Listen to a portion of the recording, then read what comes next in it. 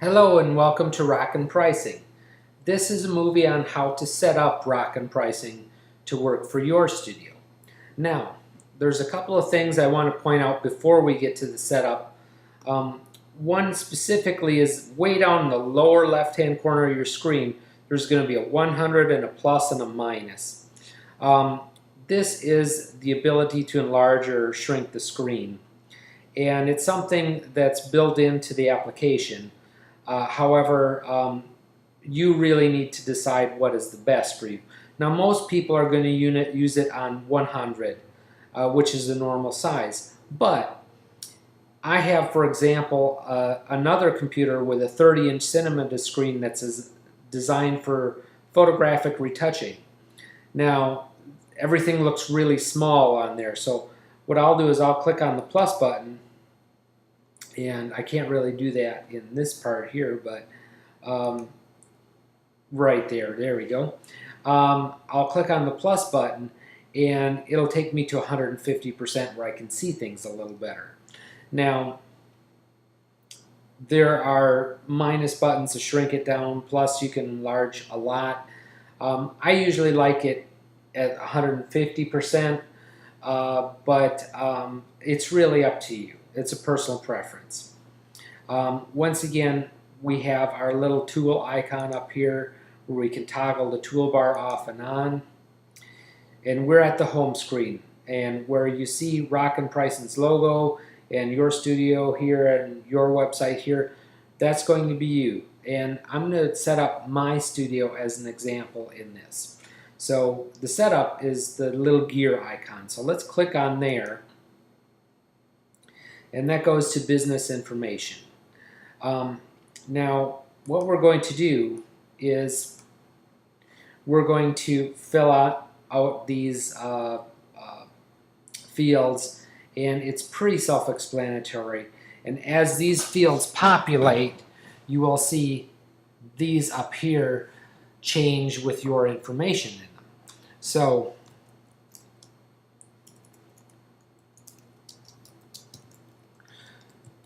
what I'm going to do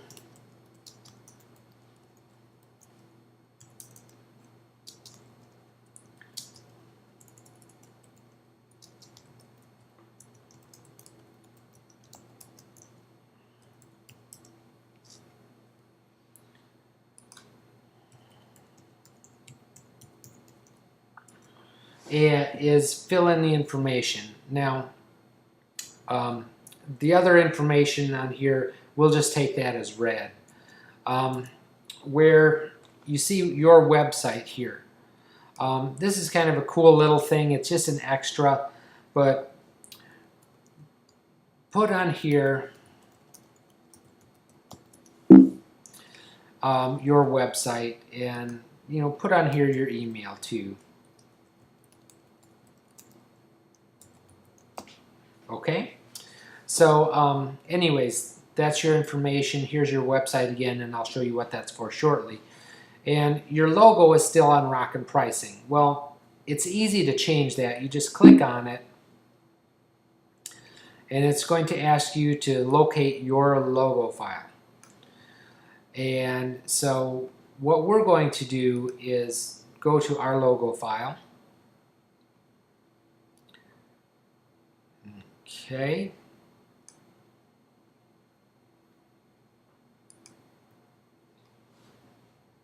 Which is right there. And we're going to click Insert. Now the logo can be a JPEG. It can be other formats too, but a JPEG works just fine. So now you have your logo and your information on there.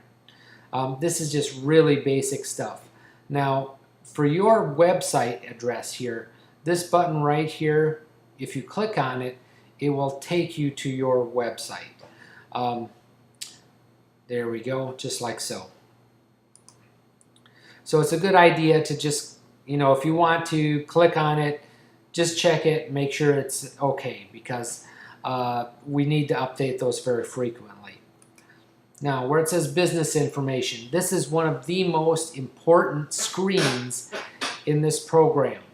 All the pricing, as it figures it out, is going to trace back to this screen right here. So it's very important that you have this set up correctly in order to get the correct pricing. Now, type of business, home-based or retail location. Home-based businesses are more common in our industry now. We also have retail location. Now, I happen to be in a retail location, and this is going to give me a set markup for my products. Home-based is going to give me a little less markup. PPA has guidelines about how much markup we should have over our costs. So keep in mind that these are based on the Professional Photographers of America guidelines. The home-based business is probably slightly, I mean slightly less than PPA standards, but it will at least get you going. Now, we check the types of photography we provide. And so, we pretty much do everything here, so I'll just check all of those. Sales tax rate. I'm in Michigan, so it's 6%. If there was a county 0.5% sales tax, it'd be 0.065. But it's very important to put your sales tax rate in. If you are not collecting sales tax, or you have no license for doing that, if you're doing over about, I think it's $500 or $600 a year, you're on pretty shaky ground legally. So you really want to get your sales tax license and collect that. Something that people have said on different websites and such, and at trade shows and such, where in Michigan, if we do a service for people, we don't need to charge sales tax. And then they turn around and they photograph someone and they give them just the files. You have sold them a product. You do need to charge sales tax on that. Every state is a little different. Check with your states, check with the Professional Photographers of America if you're unsure, but once again, it's very important that you have these numbers. Now, my sales tax ID number, I'm not going to put in right here because I don't want to broadcast it all over the internet. But anyways, it's a good idea to put that in there. That way it's a handy reference. Credit card processor. Credit card processing can be one of the more maddening things at this level when you do it. And they have different rates depending upon how different or how the transaction is processed. Whether you have the card present, whether you don't have the card present, whether it's swiped, whether it's manually keyed and stuff. Photographers have a tendency to do more phone transactions than most.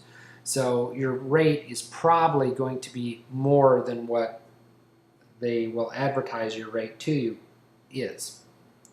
So it's a good idea to go look at your statement, go over your average credit card transaction cost. We're about 2 1/3%. Now underneath that, and these are here just basically to get you thinking about it. These do not figure into your pricing at this time because our multiplier up here with the home-based or retail-based location is going to figure this in. But I want you to think about it.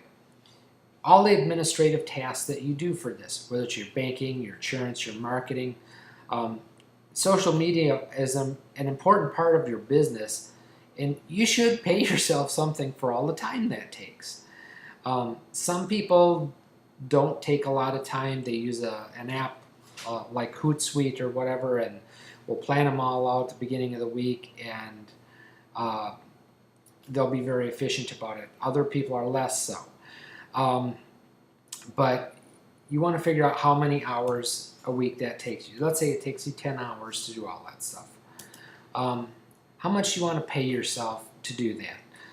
Most of the time what I've found is photographers don't pay themselves anything. I mean, they do this for free. And I want you to stop and think when you're doing this. If you worked for anybody else, doing anything else, would you expect to get paid if you worked? Of course you would. I mean, it's a stupid question. Yet many of us don't pay ourselves. So, administrative task rate, how much do you want to make an hour? Let's call it $15 an hour. How many hours a week is this going to take you? Probably quite a few. Okay? So let's go over to staff. Now, staff is kind of a floating number. Most photographers nowadays don't have more than themselves and maybe one or two other staff people. It used to be a time where a big photography studio might have 20 or 30 people working for it. It isn't that way anymore. So what we want to do is put the name of whomever is your photographer and how much you want to make in your business per hour. Okay, this is a per hour rate. So let's say I want to make $200 an hour. And that sounds like a lot. But remember, that's gross. That's before taxes, before insurance, before health insurance, car insurance. Honestly, insurance is a bigger expense for me personally than my lab bill is by quite a bit.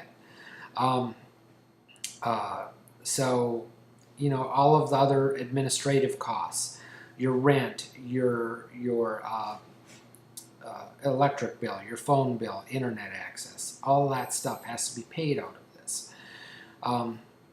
So we're going to put, if you're doing weddings, you know, and if you're doing commercial, so I'm just going to put $200 an hour. You are probably going to have a different rate. If you have an assistant photographer, put their information here. You're going to pay an assistant photographer much less because a lot of times these people are just holding a reflector for you, or, you know, they're kind of a gopher person. So, you know, go ahead and figure that out. Retouching and graphic design. This is something that I really want to talk about very briefly, that most labs charge $120 an hour to retouch. At the very least, they're charging $60 an hour. And why are we paying ourselves less than a lab would charge for that same service?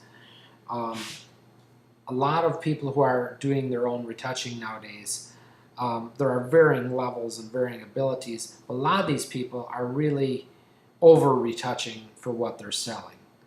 And you have to be conscious of how much time that retouching takes for each client, each picture. So it's very important that you choose a rate that is going to be realistic for what you're doing. Plus, your computer's not free. Photoshop isn't free. Internet is not free. Don't think, oh, I can just do that for free.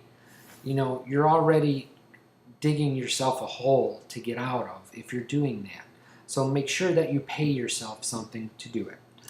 So I'm just going to put myself in for that. Orders. There's,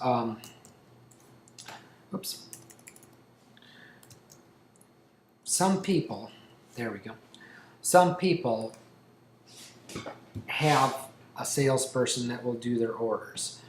Now, for some photographers, that's a good idea because, to be honest with you, photographers are sometimes good salespeople, but most often they are not. And having an actual salesperson sell your work can be a good idea. If you have enough volume to justify that. If you don't, you probably are selling your work yourself. Now, there's two ways you can sell your work. One is on the internet, which is what a lot of people do now. One is with a live sales presentation. Now, personally, well, some internet services are kind of nice and it's very convenient. What I've found is that selling it over the internet is the best way to turn about $1,000 order into a $200 order. So you can sometimes even show the pictures over the internet, but I would recommend against selling them that way. Now, if you are, for example, collages.net charges 15% commission plus 3% for the credit card transaction, so they charge 18%. And if you'll notice, I typed in 18, and what I should have done is 0.18 because I want percent. Okay? Your order preparation employee. What is order preparation? Well, that's a thing where you're putting your logos on things, or on the pictures, or you're just getting things all lined up in the software to order the stuff, and you're counting and you're making sure all the units are in there, and you're making sure that you're ordering all the stuff correctly. Excuse me. Once again, if you were working for me, okay, and you were doing that job, would you expect to get paid? Of course. So even if it's not very much, say it's $10 an hour, okay? Now, same thing with the packaging. If it comes back and you're unpackaging stuff and you're putting the pictures in the folders and you're packaging it and you're putting in boxes, how are you going to package stuff? Well, you need to figure out roughly what that's going to take to do it, and you need to pay yourself something for it. So, and once again, my numbers that I'm punching in here are just numbers. They're not my real numbers. You're going to have different numbers. Jane Doe down the street might have different numbers than you. This is meant to tailor a price specifically for you. Okay? Anyways, so all of your information is in. Once again, these yellow screens here are very, very important information. So make sure that you fill in numbers there. Now, I don't have assistant photographer, but let's say I did. And it would be like that. Okay? So make sure don't leave them blank unless there's something that you aren't doing. If you don't retouch anything or do any album design or graphic design, leave that blank. If you do, fill it in. Okay. And if it's something you're providing the software and the computer and the infrastructure for, keep in mind you have to charge more than a couple dollars to do this. That's one of the tragic stories that I hear from people, is that there's a mom, say, that's working and she's doing a couple sessions a week, but she's photographing and then she's retouching all the images before people show it, which personally I believe is a waste of your time. But more importantly, she's spending 5-10 hours retouching all this stuff. And the whole reason why she was doing photography is she wanted to have time for her family and her kids. And now she's sitting in front of her computer retouching all that, not paying attention to her family and kids because she has this other obligation that she feels that she has to do. It's very important. When you retouch, you get paid. All right. So anyways, this concludes our setup information. I hope you have a good day, and we will see you in the